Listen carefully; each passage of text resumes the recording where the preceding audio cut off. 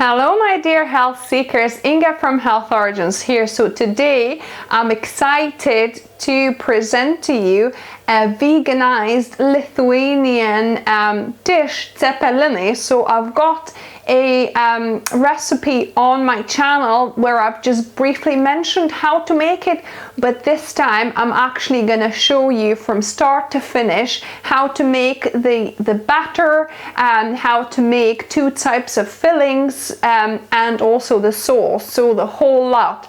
So let's get started.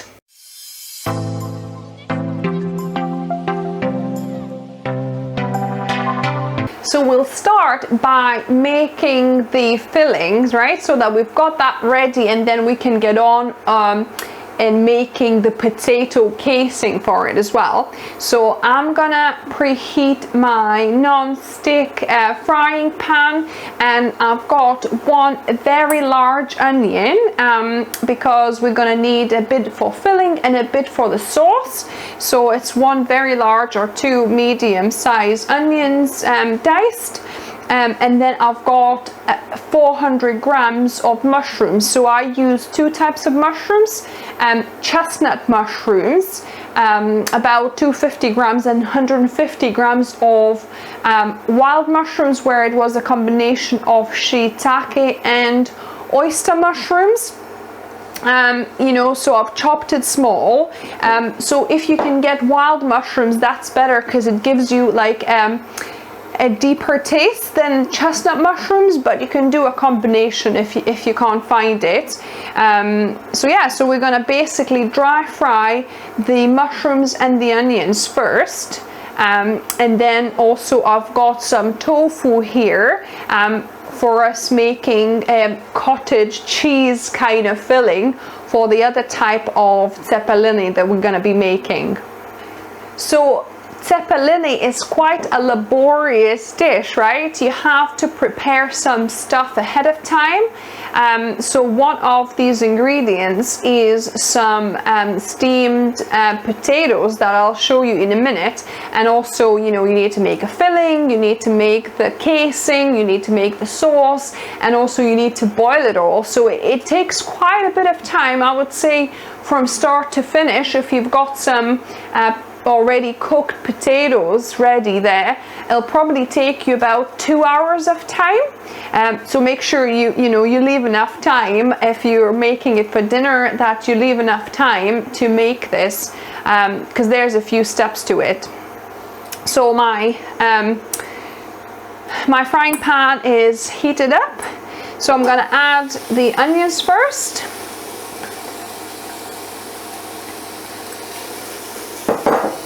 And just to help release their liquid a bit faster, I'm going to add a pinch of salt here.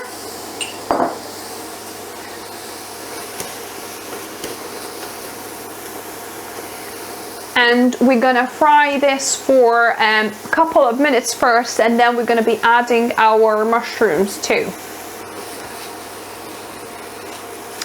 So the onions have been frying for about 3 minutes here. As you can they're starting to stick a little bit to the bottom.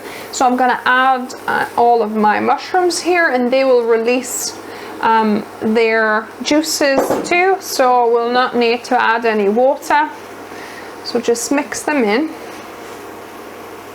I'll increase my heat a little bit because I want them to fry a bit first, rather than just kind of release all the liquids and become moist. So I want them to fry.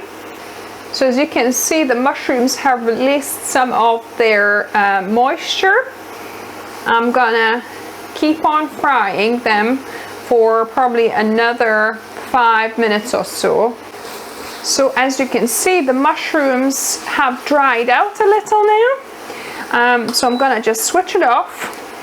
So now I'm gonna reserve about 3 tablespoons of this to add to our sauce that we're gonna be making.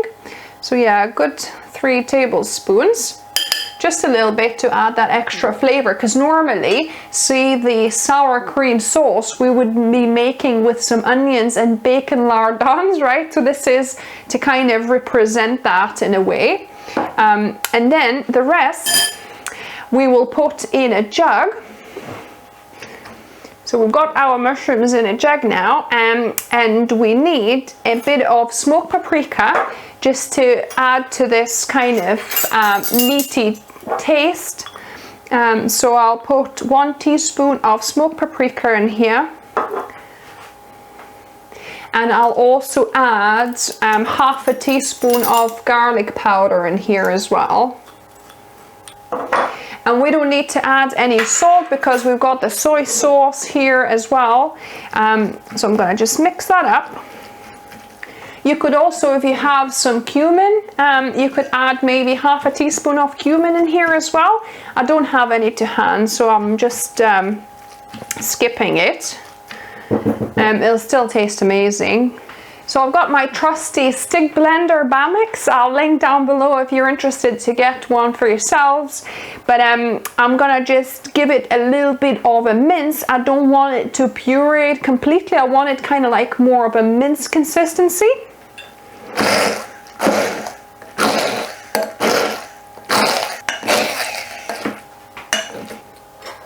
So yeah, this looks nicely minced. I'm gonna just give it a taste test to see if we've got enough. Oh, I forgot pepper. We need some black pepper. Definitely. This is delicious. And depending how dry you got your mushrooms and onion, if it's too watery, you could maybe sprinkle in about a tablespoon of some flax seeds, milled flax seeds, and that will kind of act a bit of as a binder and soak up all the extra moisture. But I think we're okay here. It's not too moist. I'm gonna add a little bit of pepper here because we normally, when we use mince, when we used to use mince, then we would put quite a bit of obviously pepper and salt. So I'm gonna add some pepper, black pepper here. Depends how much you like it. If you like it quite spicy, go for more. I don't like it too peppery, so just a few sprinkles. And just give it a quick mix. I don't need to blend it anymore because it's the right texture. I'm gonna just mix that in. Another ingredient actually that you could add to make this even more kind of mushroom tasty, I'm gonna add about a tablespoon of wild mushroom powder. So this is a mixture of porcini and shiitake dried mushrooms that I've blended up in my spice grinder.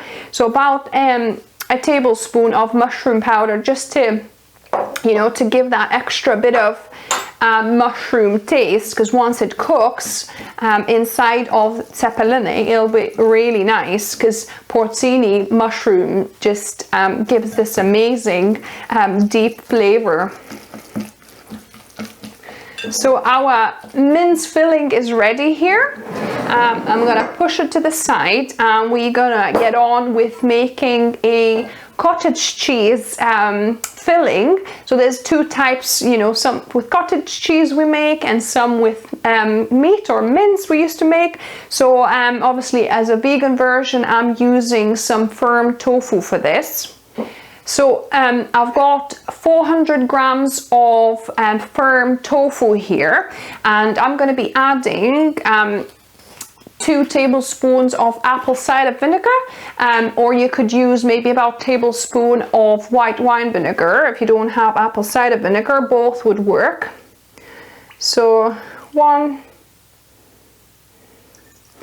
2 here, just to give that sourness and cottage cheese flavor. I'll also add a tablespoon of nutritional yeast here as well for that cheesy flavor, extra cheesy flavor there. Then I'm gonna add a teaspoon of onion powder, and then I'm gonna go for about half a teaspoon of salt. And because it's quite, you know, dry, firm tofu, I'm gonna go for a couple of tablespoons of natural soy yogurt that I make.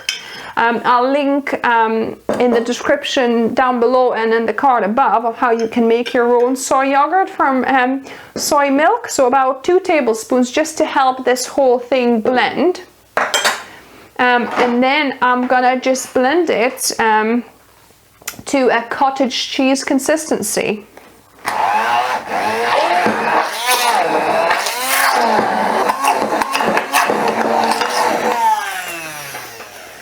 So careful not to make it too thin. I think I probably needed just 1 tablespoon of the yogurt, or possibly none at all, because you want this mixture to be quite thick too. It doesn't have to be like really thin, so obviously make sure you don't dilute it too much. So let me just give it a little taste test now. That is nice. So yeah, so these two fillings are now ready, and we were gonna get on of making the actual Cepelinai coating. So this is the potato coating part. So you're gonna need 2 types of potatoes. So this is potatoes that I've steamed maybe a day or so ago, and I kept it in the fridge. So you want a cooled, basically either steamed or boiled potatoes, as least moisture as possible. So this is about maybe 10 potatoes, and then you kind of want about the same amount. I've got, I think, a little bit more, because these were such large potatoes, like that size. So of actually fresh potatoes, so you want a combination of both. So for the cooked potatoes, we're going to add them to my food processor, because we want to process them until smooth, so you know it's kind of like mash, and it's not got any big lumps anymore. So we're going to food process this. I'm gonna stick the lid on, and I'm gonna process it for about maybe a couple of minutes. I might need to scrape the sides as well.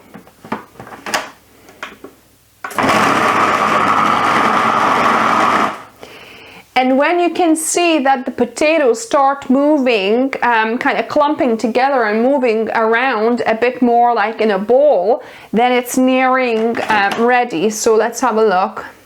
Yeah, so that's looking pretty nice and smooth. I don't think there's any big lumps, but I'll let it go for another maybe 10-15 seconds. Right, so that will be done. Lovely.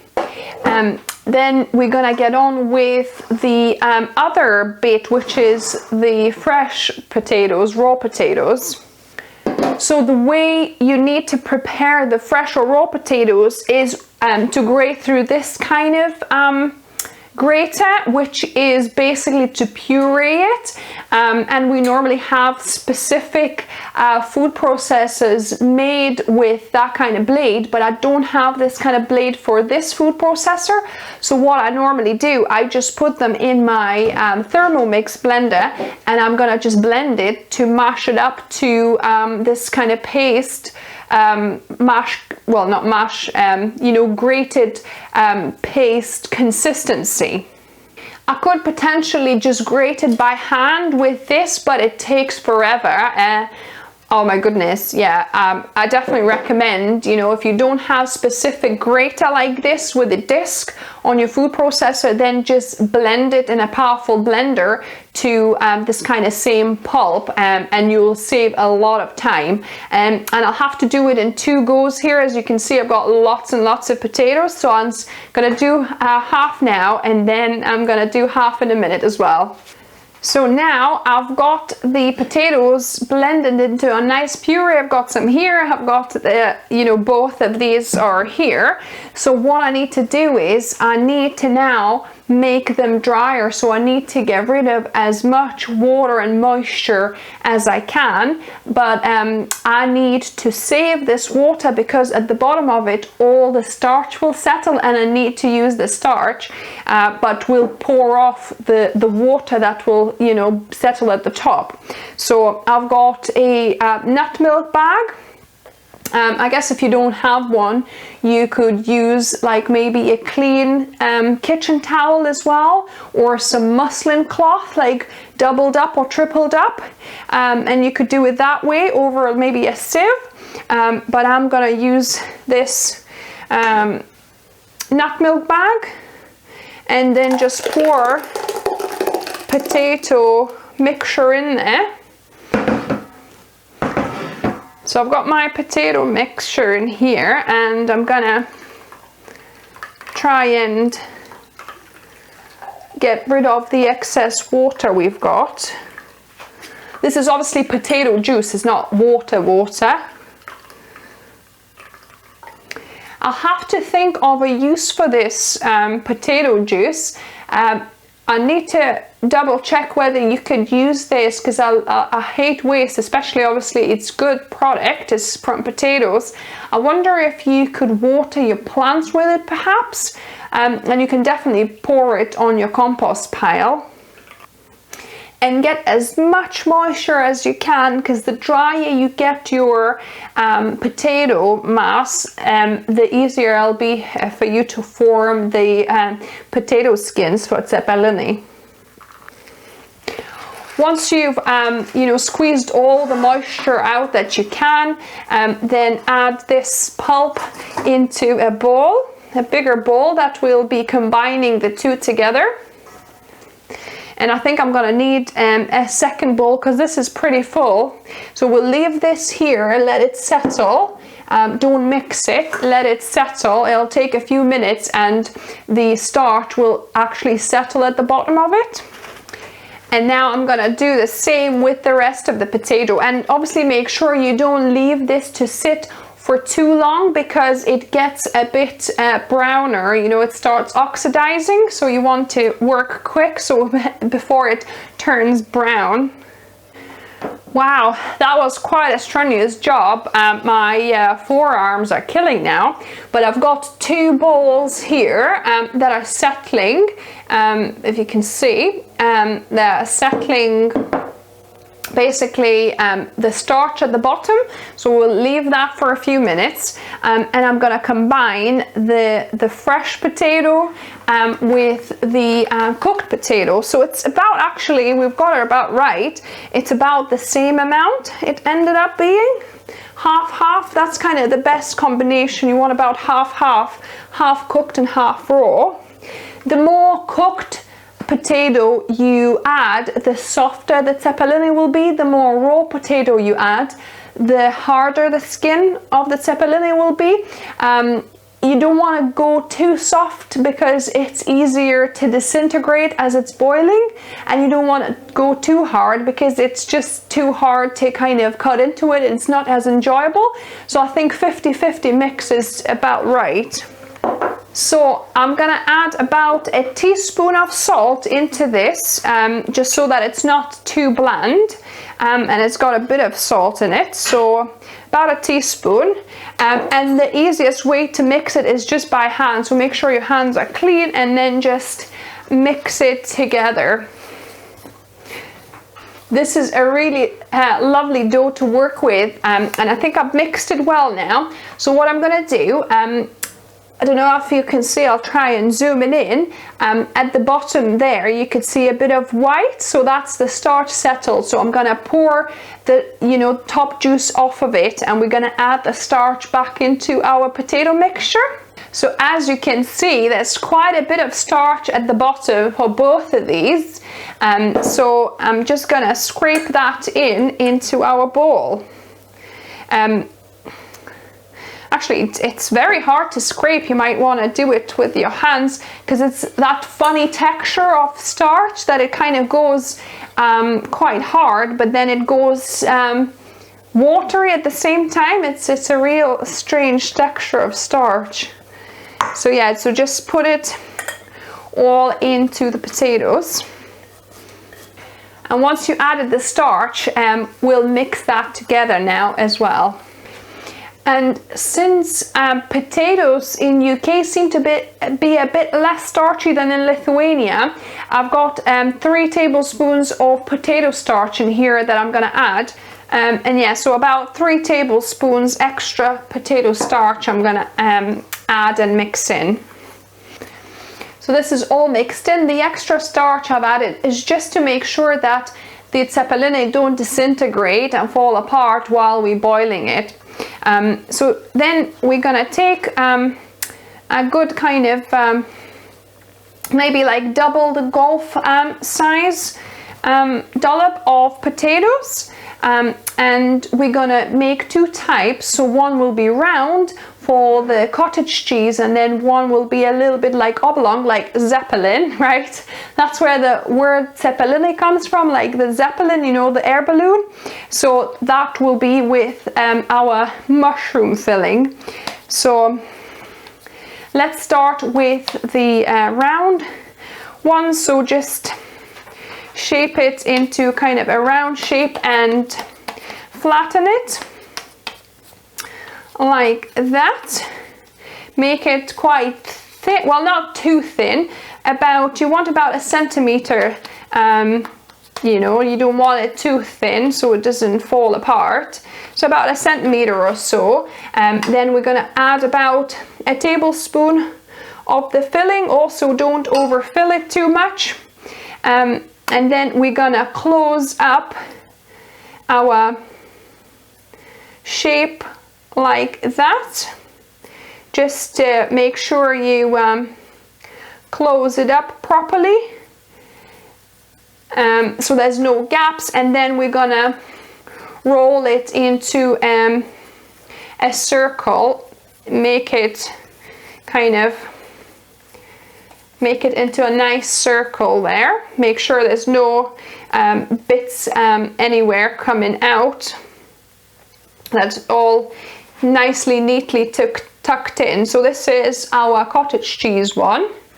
And then I'm gonna show you one for the mushroom. So again, we take about, yeah, a good 2 or a bit more of kind of size of 2 golf balls or so. And then we are making oblong shape this time. Yeah, so like a Zeppelin shape, oval. And try and make that so that it's even everywhere. So just flatten it, about centimeter thickness.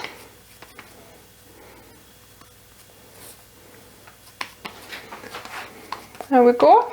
And then we're gonna place about a tablespoon or so of the mushroom filling kind of along like that. And again, we're gonna close that off. Make sure to maybe have a little bit of a wet cloth to wipe your hands from the filling if you touched it accidentally, so you don't dirty the surface of this Cepelinai. But basically you want to cover it fully so there's no filling coming out.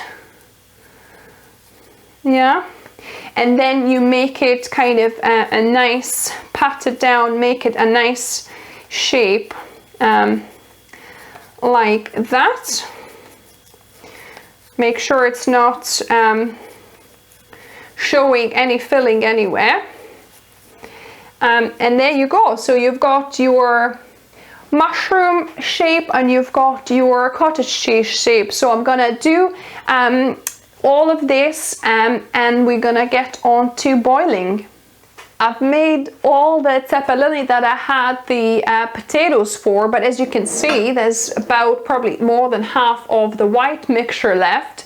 And you know, maybe a third of the mushroom mixture left. So maybe a lesson for the future, either do more of the potato mixture because it's a long process, might as well make more of it at the same time. And actually you can freeze these if you put them in a Tupperware box and then freeze them with parchment paper like that, so they don't stick to the Tupperware. Then you could boil them afterwards. You can keep it in the freezer for a bit, but you could use this leftover for example, scramble. You can make tofu scramble. I'll link down below a recipe for that, and in the card above as well. And this you could just use you know, in a lasagna. You could use it for pasta. You know, you could use it even in a soup or in a stew of some sort, or even just to put it on a toast. That would be really tasty. So, but what I'm gonna do now And actually, as you can see, I put a parchment paper on top of my chopping boards, because even with a bit of starch it was kind of still sticking, so parchment paper is probably your better option. So now I'm gonna get a big pot of water to the boil, and then we're gonna be boiling these. So I got my massive pot to a rolling boil, and I've just reduced it so it's gently simmering. So it needs to simmer kind of on a medium low, because you don't want it boiling, because that will actually make your cepelinai to fall apart if it's too violent in boiling.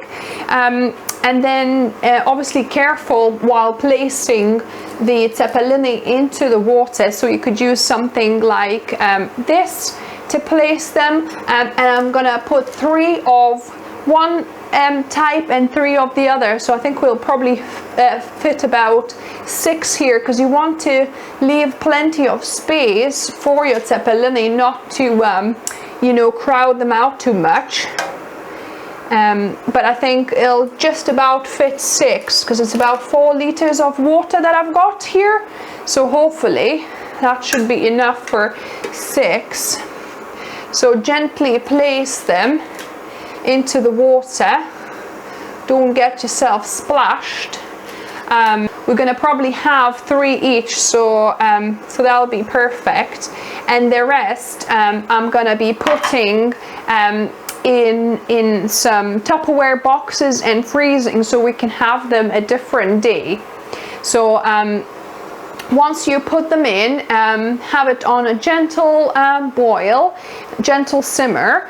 So now we've got them in, you need to boil them for about 10-12 minutes. So as you can see, cepelinai have risen to the top now, so there's about a couple of minutes left on the timer, but I'm gonna quickly make some sauce to go with it. So this is about half a liter of my homemade soy yogurt, and I'm gonna add about a tablespoon of apple cider vinegar to this to make it a little bit more tangy and more sour cream like. I'm gonna add about half a teaspoon of salt here, just for that saltiness, or maybe could do with a quarter of a teaspoon, because there's some salt in the mushrooms, and then about half a teaspoon of onion powder, and I'm gonna blitz it up.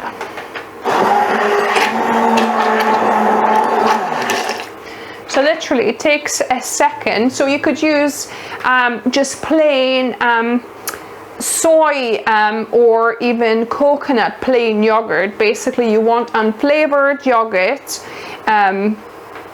You could also use soft tofu, you know, silken tofu would work here as well. And then I'm gonna literally just mix in the mushrooms in here, mushrooms and onions that we've reserved previously to imitate the kind of bacon lardons and onions in here. And then you could heat this sauce as well, just gently if you wanted to, but I'm gonna have this cold, because you could have it both ways. So I'm just gonna have this cold on our hot cepelinai. So yeah, so this is, the timer has finished, so I'm gonna switch this off, and we're gonna fish these out. So they held up pretty nicely. I'm gonna gently fish a couple out. So this is the one with the mushroom, as you can tell from the shape, and this is the one with the cottage cheese. So yeah, so I'm gonna call Mark and we're gonna taste test them. So Mark is not joining me this time. Oh well, his loss. He's a bit busy right now, but I'm gonna give it a go for you. So I'm gonna cut into the one with the mushroom first, with a bit of sauce here, and I might need a bit more salt, we'll see.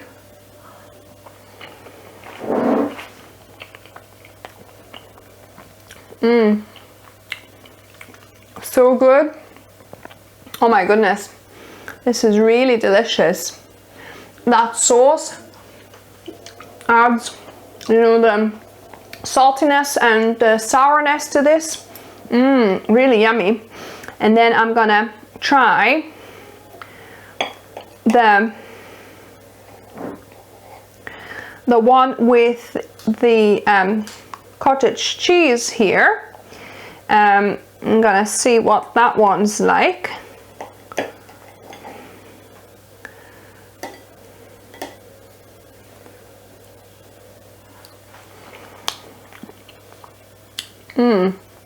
So reminiscent of the original kind of dairy and meat Cepelinai, but so much better for you and the planet.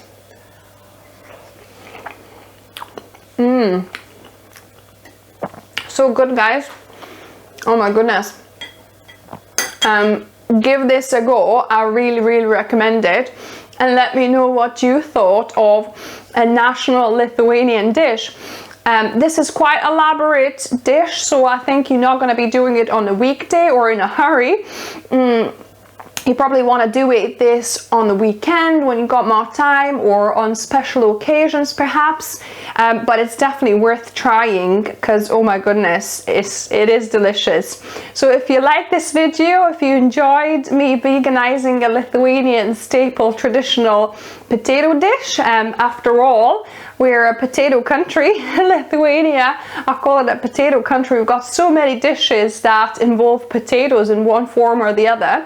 So yeah, so give me a thumbs up if you like the video. If you're new here, welcome, and subscribe for more videos just like this, and some interesting experimenting and weight loss tips on Wednesdays and Saturdays. And remember, food is fuel, so be mindful of what you put in the body. Until next time.